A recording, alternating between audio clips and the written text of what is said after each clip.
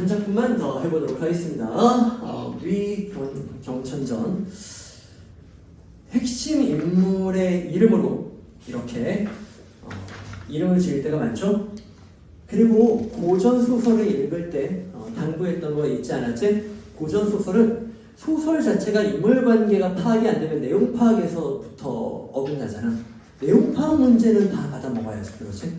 상징성 이런 문제가 좀 어려우면은 몰라도 내용 파악 뻔히 적혀 있는 문제는 맞춰야지. 근데 인물 파악할 때 고전 소설이 좀 어려운 건 다른 지칭어를 많이 써요. 그래서 벼슬을 제수받으면 그 벼슬 잘 봐야 돼. 다음부터는 벼슬 이름으로 그 사람 지칭할 때가 많으니까. 그런데 예를 들어 류상민이 대원수. 원수는 부모의 원수할 때 원수만 있는 게 아니라 사령관이란 뜻의 이제 그런 군대 지휘 대장 이런 의미의 원수가 있지. 원수가 대원수가 이렇게 나오면은 아까 그 원수 직위를 부여받는 그 사람이야. 근데 성을 말해줄 때가 종종 있거든. 류 원수 이렇게 말해주면은 훨씬 더 쉬워요. 오케이? 고전에서는 성을 좀 잘 봐야 인물관계 파악에 유리한데 이 사람은 이제 위씨야. 오케이. 자, 4번 문제 볼게요. 위경천전은 전쟁을 배경으로 펼쳐지는 남녀 간의 비극적 사랑을 보여주는 아우 시원시원하게 말해주네요. 전쟁이 나오고요. 남녀 간의 비극적 사랑.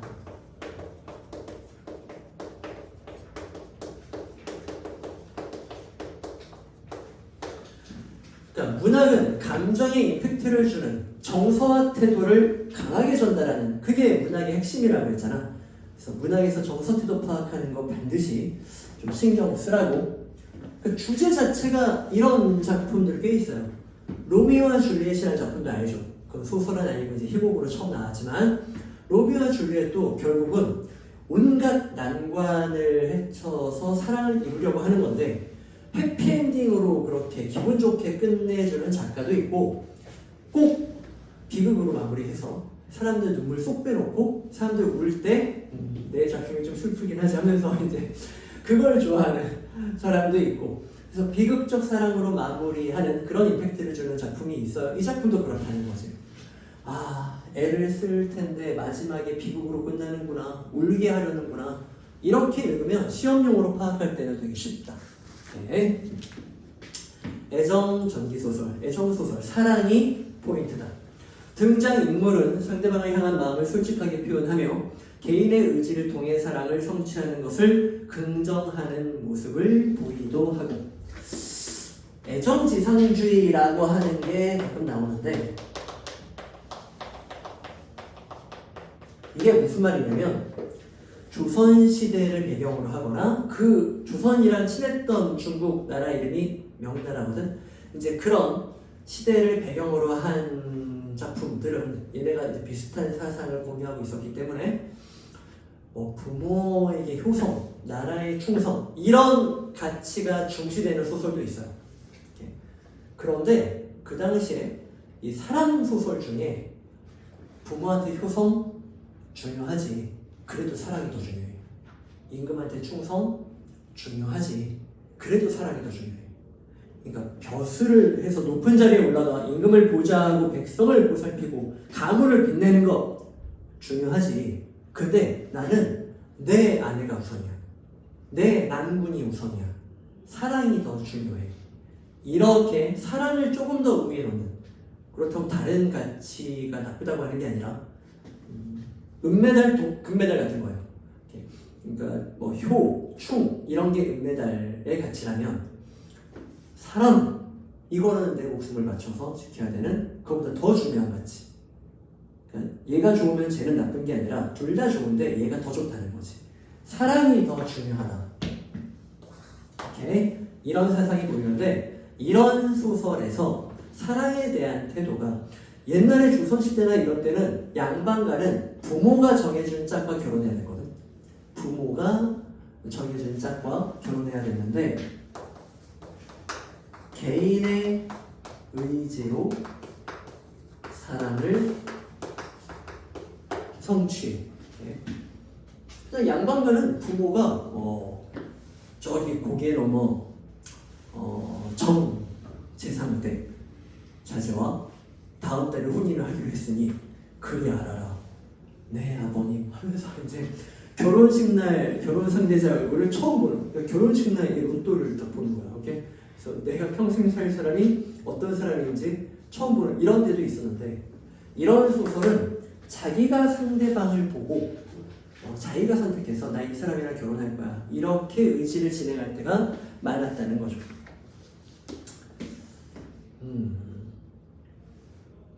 개인의 의지를 통해 사랑을 성취하는 것. 예기치 못한 운명 앞에 절망하는 모습을 보이기도 한다. 운명 앞에서의 절망. 전쟁 얘기겠죠?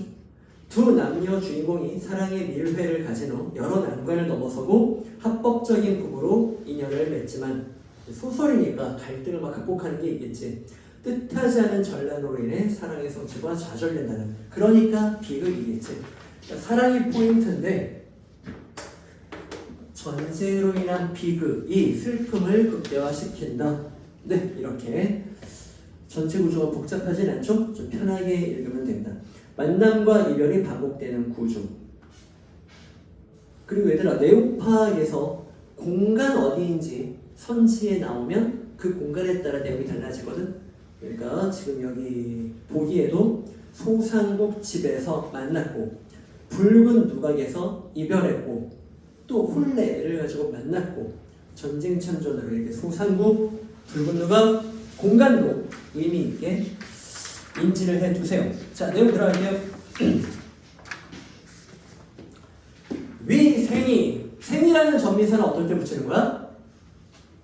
좀 젊은 남자일 때 붙이는 거야. 그러니까 제목 보고 위생이라고 나왔으니까 위생이 위경철을 말하는 거야. 오케이. 위시성을 가진 젊은 남자라고 말하는 거지. 선생님이 너희 나이였으면 나를 류생이 이렇게 불렀을 거야. 나이가 좀 있는 지체 높은 사람을 부를 때는 뭐라고 붙이지?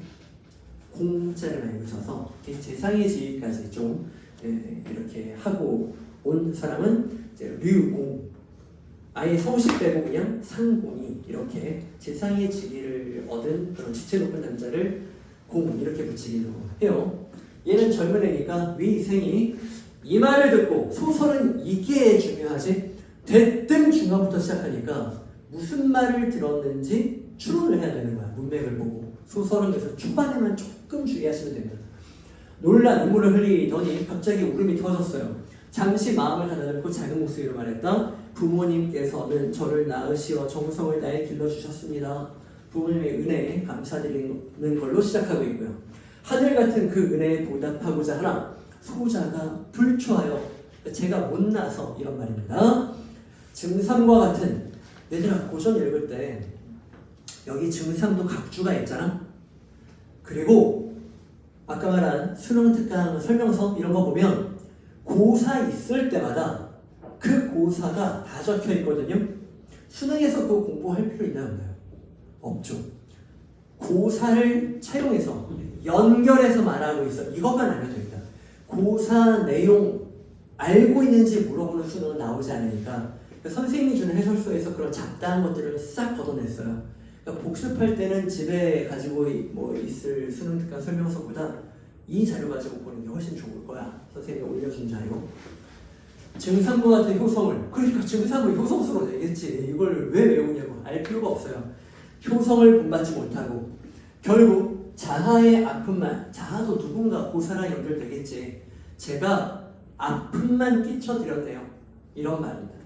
불효막심한 죄가 이승과 저승에 쌓일 것입니다. 바라본데 제 속마음을 모두 말씀드려 유감이 없도록 했으면 합니다. 그러니까 부모님, 제가 좀 불효자인 거 알아요. 제가 아픔을 드리는 거 아는데 제 말 좀 들어주세요. 이제 이렇게 말하는 거야. 부모님을 아프게 할 거 아는데 좀 들어주세요. 지난날 친구와 함께 좋은 절기를 맞아 배에 술을 싣고 남쪽 지방에 유람한 일이 있습니다. 양반은 조선시대 귀족이니까 이렇게 팔자 좋게 놀기도 하고 그래요. 남쪽 지방 이런 것도 혹시 섬세한 내용 파악을 위해 항상 공간은 체크하는 버릇을 하고, 지금 요약적 제시 들어갔죠? 서술제가 한 게 아니라 인물이 한 거지만 대사 속에서 요약이 들어가 있습니다.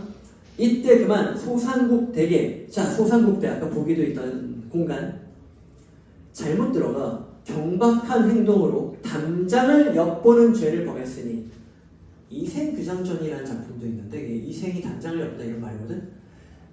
양반과 담장을 이렇게 넘어봤다는 말이야. 오케이? 거기에서 담장을 엿보는 죄를 범했으니 만번 죽어 마땅할 것입니다. 붉은 누각에서 한 번 이별하고 나서는, 그럼 여러분은 갑자기 훅 비약이 있는 것 같잖아. 선생님이 아까 말한 대로 이생규장전 같은 그 당시에도 유행했던 이런 소설을 읽은 사람은 이게 하나의 어떤 대화가 된 거야. 담장을 엿보는 죄를 저질렀다는 건 담장을 엿봐서 그 안에 있는 어떤 여자를 보고 내가 임의로 인연을 맺었다는 말을 한 것입니다. 소상국댁 담장 안에 있는 어떤 소녀와 인연을 제가 맺어버렸어요. 부모님 허락 없이 우연히 그렇게 흘러가서 그렇게 된 거예요.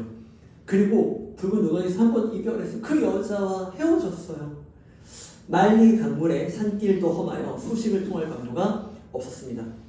그 여자랑 지금 다시 만나지 못하고 있어요. 소식도 주고받지 못했어요. 오직 그 한 가지 생각이 가슴에 맺혀 결국 미친 병이 생겼으니, 그러니까 상사병이 걸린 겁니다. 그리움의 병이 걸린 거죠. 고전에서 상사가 그리움이란 뜻이거든요. 사랑하는 사람을 떠올린다는. 죽은 뒤야 편안해질 것이요. 죽을 것 같아요, 이런 말이에요. 다른 방법은 없는 듯합니다. 자, 위 경천, 위 생으로 나옵니다. 오케이. 소상국댁 딸과 인연을 맺은 거예요. 오케이? 인연을 맺은 거예요. 옛날 또 이렇게 양반 가문, 재산가 이런 곳은 집 안에 건물이 되게 많아요. 귀족이니까, 노블레스니까. 그러니까 그 곳에서 보통 별당 이렇게 돼 있는 작은 집 한 채에 딸이 살아요. 그러니까 그 집안에서 사실 그러면 안 되는 거지만 그 집 딸하고 사실 몰래 사랑을 나누려고 마음을 먹으면 이게 가능했습니다. 그런 로맨틱한 비밀스러운 사랑이 가능했어요. 그러니까 이 딸과 인연을 맺었다는 게 그렇게 사랑하는 사이가 됐다는 거야. 그 후 이별하고 소식도 끊긴 거고요. 그 후 상사병이 걸려서 죽어가고 있었던 것입니다. 이걸 부모한테 지금 털어놓고 있는 거예요. 부모가 손으로 눈물을 훔치고는 눈을 끄뜨고, 우리가 그런 사정을 읽지 않았다면 너를 이 지경으로 만들었겠느냐. 그러니까 위경천이 이 지경이 될 정도가 될 때까지 부모는 몰라서 손을 못 썼다는 거야. 알았으면 우리가 나섰지, 이런 말입니다. 그러니까 지금 상사병이 걸려서 상태가 심각해진 거죠. 죽어가고 있는 것이고, 부모는 지금 그 사정을 처음 들은 거예요. 알았다면 이렇게 두지 않았을 텐데 내 아들아, 이렇게 말하는 거예요. 그리고 급히 늙은 하인을 불러, 이런 인물 나오면 다 동글동글 체크를 좀 해둬. 소상국댁에 보내며 혼인을 청하여 혼례 날짜를 정하고도록 분부하였다. 그러니까 이 소상국댁 딸, 얘가 남주, 얘가 이제 여주, 남자 주인공이고 얘가 여자 주인공인데, 이 댁 부모한테 혼약을 지금 넣는 거예요. 중매를 넣는 거예요. 그러려고 했는데 하인이 문을 나서다 말고 뛰어들어오더니 상국댁에서, 거봐, 소상국이라고 나오는데 상국이라고 나오지? 이렇게 명칭이 조금씩 변하는데 가만히 보면 연결이 돼요. 이 댁에서 먼저 보낸 거예요. 이렇게. 심부름꾼이 먼저 도착했습니다요. 위생 부친이 급히 사랑채로 나가 심부름꾼을 불러들였다. 붉은 관을 쓰고 새로 만든 띠를 찬 팔척 장신의 남자가, 이런 게 외양 묘사인 거예요. 그 심부름꾼을 되게 멋진 심부름꾼을 보냈어요. 사신으로 보낸 거니까, 심부름꾼으로, 사신단으로 보낸 거니까 남자가 뜰에서 두 번 전화보는 예의 바른 그 심부름꾼입니다. 상국에 편지를 바쳤다. 그리고 편지 한 통 들어있어요. 편지 내용 같은 거 물어보죠. 이런 질문이 나오면. 저는 대대로 높은 벼슬을 지낸 가문 사람으로 조정에서 벼슬을 하여 재상의 지위에 오르고, 먼저 자기 가문을 소개합니다. 자기 가문 되게 높은 벼슬의 집안이래요. 소상국은 재상 집안. 오케이. 높은 가문임을 말하는 거야. 그러니까 당신네 집과 격이 맞습니다. 이렇게 이제 소개를 하는 거지. 우리 집안 뭐 이렇게 족보도 없는 그런 집안 아니에요. 지금은 여생을 편안히 보내기 위해서 물러나 지금 퇴직한 사람이야. 집에서 쉬면서 멀리 고적을 답사하기도 하며 지내고 있습니다. 물고기와 새를 벗으로 삼고 이렇게 강호한정하면서 그런 소박한 삶을 지내고 있는 거야. 꽃과 대나무를 즐기며 맑은 흥취를 돕기도 하고 이렇게 풍류를 즐기는 거야. 손님을 맞이해서 술자리를 열고는 하루를 보내기도 합니다. 옛날 귀족 집안은 이렇게 한가롭게 보내기도 했죠. 지난날 아드님께서, 당신 아드님 위경천, 아름다운 경치를 따라 우연히 저희 집에 들른 일이 있습니다. 그러니까 아까 위경천이 말한 우연히 이 집에 들른, 그러니까 얘가 풍류 같은 걸 즐기다가 이렇게 사람을 초청해서 놀기도 할 때 얘가 이제 만남을 가졌던 거지. 제 딸아이가 정이 많아 문득 그 미천한 몸으로 자기 딸을 낮춥니다. 이 부분은 겸손하게 표현한 거지. 자기 집안도 겸손하게 표현해버리면 격이 안 맞아 버리니까 저희 집 대단한 집안이고 제 딸은 미천해요. 미천한 집안. 제 딸이 모자라지만 이 겸손하게 꽃이 이슬에 젖듯 달이 구름을 헤치듯 홀로 지내며 생긴 원한을 떨치지 못했으니 즉 제 미천한 딸이 외로움을 참지 못해 당신 아들과 인연을 맺었다. 자기 딸 탓이라고 이렇게 좀 겸손하게 표현한 거야. 모든 것이 이 늙은 애비의 죄입니다. 자기 탓이라고도 확장을 하는 거예요. 제가 못나서요. 이 부분은 자기를 낮추는 겁니다. 상대의 기분을 좋게 해주는 거죠. 일이 이미 이렇게 되고 말았으니 후회하는 어쩌겠습니까? 당신의 아들과 제 딸이 인연을 맺었어요. 이거 어쩌겠어. 이렇게 초나라의 징계한 옥이 이미 깨지고 진나라의 난세는 모여들지 않으니 고사가 차용됐겠구나 하고 넘기면 돼. 이런 것들은 시험 볼 때도 여기서 시간 보내면 안 돼. 이별의 한이 결국 병이 되어 남은 목숨이 신라과 같습니다. 아, 소상국 재상의 딸, 이 딸도 역시 상사병에 걸려있는 거죠. 위경천과 이 소상국 재상 딸은 같은 마음이에요. 둘의 애절한 사랑을 알 수 있어요. 얘도 죽어가요. 난세가 죽으면 부왕새도 쓰러지나니 만일 부부의 정을 가로막는다면 천지가 다하도록 부모의 마음이 어떻겠습니까? 그러니까 이걸 가로막으면 부모의 마음도 슬픈 일이 벌어질 것이다. 당신 아들, 우리 딸 다 죽어요. 속히 좋은 날을 잡아 혼례를 올리게 해주시기 바랍니다. 그러니까 선후의 차만이 있었지 결국 소상국 재상, 위경천의 아빠 다 자식 결혼을 이렇게 시키려고 매파를 보내려는 마음이 있었던 거죠. 근데 이제 이쪽 집안에서 먼저 도착한 거예요. 모쪼록 귀대에게서 저희 집의 한미함을, 가난하고 별 볼 일 없음을, 물론 겸손하게 말한 거야. 아까 오해할까봐 초장이 분명히 말했어. 저희 집안은 대단한 집안이라고 말했고 겸손하게 표현한 거야. 제발 미천한 저희와 결혼을 좀 혼약을 맺어주세요. 편지는 다 읽자. 신부름꾼이 2번 절한 다음 저간의 사정을 아뢰었다. 신부름꾼을 아주 똘똘한 삶을 보냈군요. 저희 집 아씨가 귀대기 아드님과 헤어진 후로, 귀대기 아드님은 위생 위경천을 말하는 거고, 이 딸은 이제 나중에 이름을 보면 소숙방이라는 애예요. 얘를 이제 저희 집 아씨가 이렇게 말하는 거지. 네. 늘 꽃밭 가운데 기다리다가 계속 이 여자가 기다렸다는 걸 알 수 있고요. 며칠 전 어린 종 하나를 강촌으로 보내 아들의 소식을 수소문하게 했습니다. 그랬더니 마을 사람이 이렇게 답했다고 합니다. 저때 젊은이 2사람이 건강부에서와 호숫가 배를 타고 즐기다 돌아갔는데 젊은이 2사람이 아까 위경천의 대사에서 나온 위경천과 그 친구, 그 2명을 말하는 거겠죠. 그 뒤로는 못 바꾸려 그러니까 이 여자 집안에서도 수소문을 했는데 결국 위경천과 그 친구를 못 찾은 거예요. 페이지 넘어와서 돌아와 들은 대로 알리자 아씨는 마침내 자리에 누워 일어나지 못했습니다. 그 아씨가 소숙방. 주인 어르신께서는 아씨의 마음을 헤아리지 못하고 계셨다가 이 집도 똑같아요. 이 젊은 애들 아빠 부모들은 모르고 있다가 애들이 다 죽을 때가 돼서야 물어보고 그때서야 한 겁니다. 오케이? 그 전까지는 갑자기 자기 아들이 자기 딸이 실금씨로 죽어가고 있는 거예요. 몰랐다가 물어본 다음에 안 거야. 근데 이 집은 조금 디테일해. 그냥 물어본 게 아니고 어느 날 아씨가 잠든 틈을 타 아씨의 비단 상자를 들춰보다가 그리움을 노래한 시 몇 수를 발견하게 되었습니다. 소숙방이 시 몇 수를 지은 거죠. 그럼 이 시 몇 수의 길은 첫 번째 소숙방의 마음을 표현하는 매개.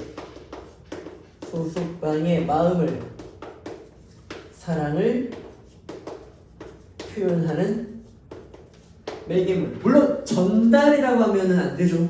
혼자 쓴 거고. 그리고 이렇게 말해도 맞는 거잖아요. 소숙방 아버지 소상군이 소숙방 부친이 이 딸이 왜 죽어가는지 사정을 알게 된 계기, 사정을 결국 묻게 된 딸한테 이거 뭐니? 이렇게 물어보게 된 계기가 이걸 보고 나서잖아. 오케이. 그래서 털어놨다는 거야. 그리고 아씨가 지은 시라면서 보여줘요. A로 갑니다. A는 아씨가 지은 시야. 얘들아, 그리고 이거는 모든 산문 속에 삽입시가 됐을 때의 효과. 이건 이제부터 모든 작품의 공통으로 해당이 돼요. 소설 속에 시가 삽입되어 있으면 시라는 건 짧게 압축적, 응축적으로 말해주는 거지. 그러니까 정서의 집약. 이건 자동으로 100%가 되는 거고. 그 두 번째, 산문을 읽으면 시와 소설은 좀 다르지. 산문은 좀 이게 글이 길어서 늘어지잖아. 근데 거기에 시가 딱 들어가면, 압축적으로 들어가면 일단 변화준이 피자 먹다가 좀 피클 먹는 기분이 들어요. 짜장면 먹다가 이렇게 단무지 먹는 단조로움을 피하는 느낌이 듭니다. 그리고 이제 시마다 내용은 다를 테니까 내용은 그 시마다 판단하면 되는 거고, 이 두 가지 효과는 모든 삽입시의 100% 이렇게 공통 적용되는 효과입니다. 자, A 파트. 버드나무 한들한들 연못엔 물 가득. 이게 경치고 시작하면 선경후정을 열심히 봐야지. 경치 묘사를 시작하고 뒤에 정서 나오면 이제 선경후정의 구성인 거야. 꽃떨기 우거진 속에 꾀꼬리 지저귀네. 슬퍼서 선경후정 구성 맞네요. 핵심 정서는 슬픔이고요. 상사곡, 상사곡이니까 상사란 말 아까도 설명했다. 그리움, 그치? 사랑. 슬픔과 그리움이 A의 핵심 정서고, 그 핵심 정서를 집약적으로 전해주려고 시가의 형태를 빌린 겁니다. 그리고 곡조는 금슬인데, 이건 알아야 돼. 금슬이 좋다 이런 말 들어봤지? 금슬은 원래 직역을 하면 검은고와 비파란 뜻인데 잘 어울리잖아. 그래서 연인, 부부 사이가 좋음을 금슬이라고 하는데, 금슬인데 곡조는 아주 달달한데 이런 말이죠. 이제 줄이 끊어졌네. 줄이 끊어졌는데 밑줄 치고 이별 상황을 표현한 것입니다. 이별 상황을 비유적으로 암시하기도 하는 거죠. 자, 중략 부분 줄거리 확 진행합니다. 혼례를 이제 했어요. 아까 말한 대로 이 작품은 맺어지는 것까지 다이내믹하지만 마무리는 슬프게 눈물 쏙 빼내려고 작가가 작정을 한 거라서 이제 그 파트. 이해 8월에 외적이 조선을 침략하였는데 황제는, 그러니까 지금 이건 시대는 시기상으로는 조선 그때지만 공간은 명나라 쪽인 거죠. 중국 쪽인 거예요. 조선을 침략하는데 황제는 위생의 부친을 정토제군사에 임명하여 병사 3만을 거느리고 요양으로 부임케 하였다. 요양 이런 지명 좀 알아두고, 요양은 이제 목적지인데 조선 바로 위쪽이라 조선을 지원하는 군사가 1차적으로 그쪽으로 도착을 해야 되는 거예요. 위생의 부친은 위생을 급히 불러. 위생의 아버지는 황제의 명을 받고 조선을 돕는 군사를 통솔하는 장군의 역할을 해야 되는데 믿을 만한 애들이 있어야 될 거 아니야. 자기 아들을 부른 겁니다. 자기 아들을. 요즘 어떤 부모들은 자기 자식을 군대에서 빼려고 노력한다는데, 이 사람은 위생의 아버지는 귀족으로서 책임감이 좀 강한 사람인가 봐. 아들 너도 도와! 하면서 같이 끌고 전쟁터에 가게 된 거죠.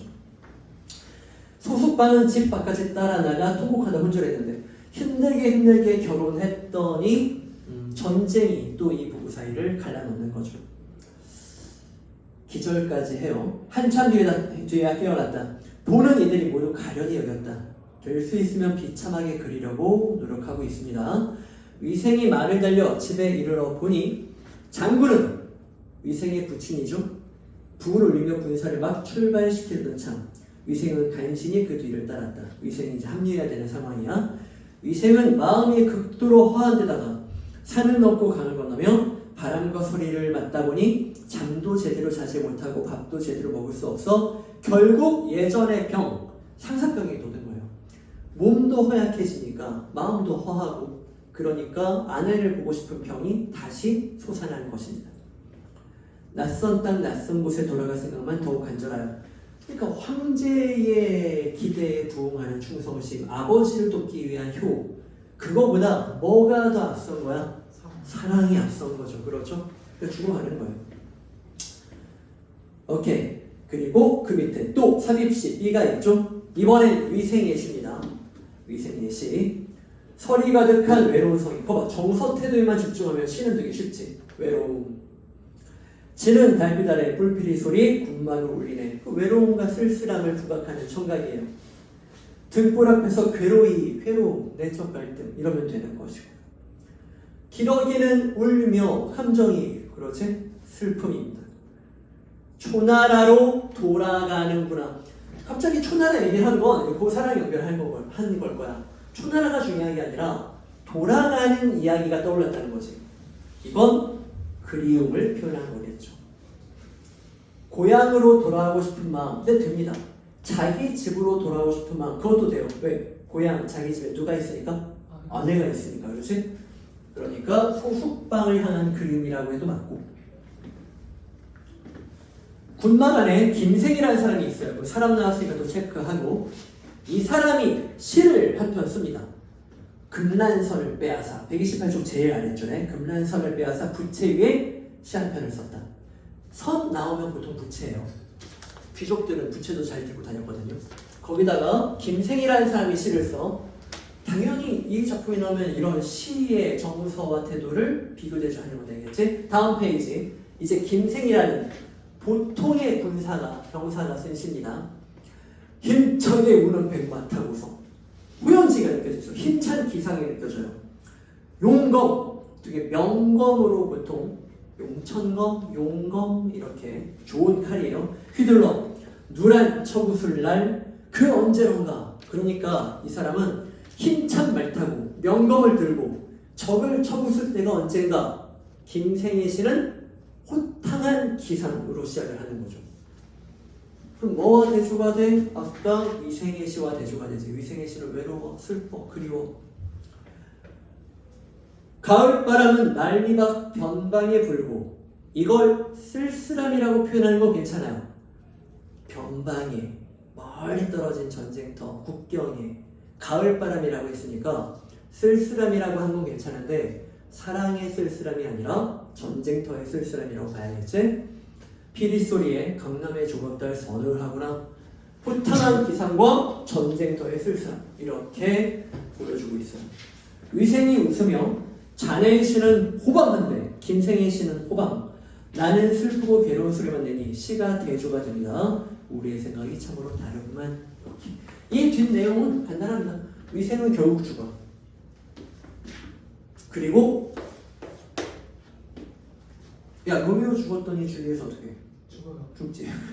이렇게 원래 독약 먹고 죽는 척 하려고 했다가 진짜 로미오가 생각해서 죽어버리니까 얘가 진짜로 죽어버리잖아. 죽을 수도 있는 행동을 했는데 사랑을 성취하지 못하니까 정말 대놓고 죽어버리는. 그 당시에 막 울고 불고 관객들 폭동나고 난리도 아니었어. 그걸 노리는 거지. 그래서 결국 얘도 죽습니다. 이렇게 관객들 울면서 엔딩 이렇게 되는 것이죠. 자, 문제 풀고 마무리할게요. 2분 시작.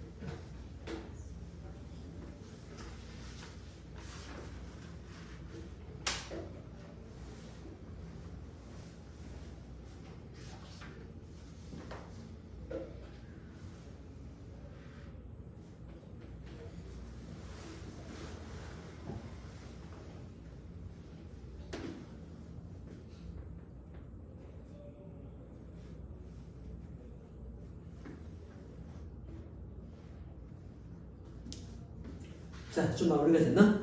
1번 문제 1번 선지에 당위성이란 말이 나오는데 당위성이 뭐죠? 위가 할 위자거든? 뭐 이런 뜻이라 여러 가지로 이제 해석이 맞을 때도 많은데 당위성은 마땅히 그렇게 행동해야 한다. 해야 한다. 꼭 반드시 해야 한다. 이제 이런 뜻일 때 당위성이라고 해요. 편지 환통은 이 재상이 전 재상이죠. 이 재상이 혼약을 넣는 내용이에요. 이별의 당위성 땡. 1번 문제 답은? 3번. 그렇지. 소수방 부친이 자기가 어떻게 살아왔는지를 간단하게 요약한 게 그 앞부분에 있어요. 답은 3번. 2번 문제 답? 3번. 그렇지. 위생의 부모는 소수방의 부친이 보낸 편지를 받은 후 마음을 돌려 만남을 허락했다. 아니요. 그 전부터 혼약을 이쪽에서 먼저 하려고 했었습니다. 근데 이쪽이 먼저 도착을 한 거지. 돌려에서 땡. 3번 문제 A, B, C 보면서 삽입시 있는 작품은 대부분 이런 식의 문제가 하나는 있어요. 3번 문제 답은? 4번. 4번입니다. 아까도 말했던 것처럼 B는 A와 달리 A에서 보이지 않았던 게 B에서 있어야 되는데 그게 뭐냐면 자연물의 모습을 통해 고향을 그리워하는 위생의 정서, 기러기를 가지고 말하는 이제 추나라로 돌아가고 싶다는 이제 그런 내용이 있는데 고향이라고 표현해도 맞는 말이 되는 거지. 얘네가 사는 집이고 거기 소속방 위생의 아내가 있으니까. 그래서 3번의 답은 4번. 혹시 헷갈리는 선지 있습니까? 됐죠? 4번 문제 답은? 1번. 그렇죠. 혼례를 한 게 운명을 수용했다 이렇게 보기보단 엄청난 노력 뭐 이런 걸로 결국엔 이뤄냈다 이렇게 봐야겠죠. 운명이라고 볼 근거가 없습니다. 4번이 1번. 오케이, 오늘 수업 여기까지 했고 4시간 쭉 하느라 고생했어요. 다음 주에 봅시다.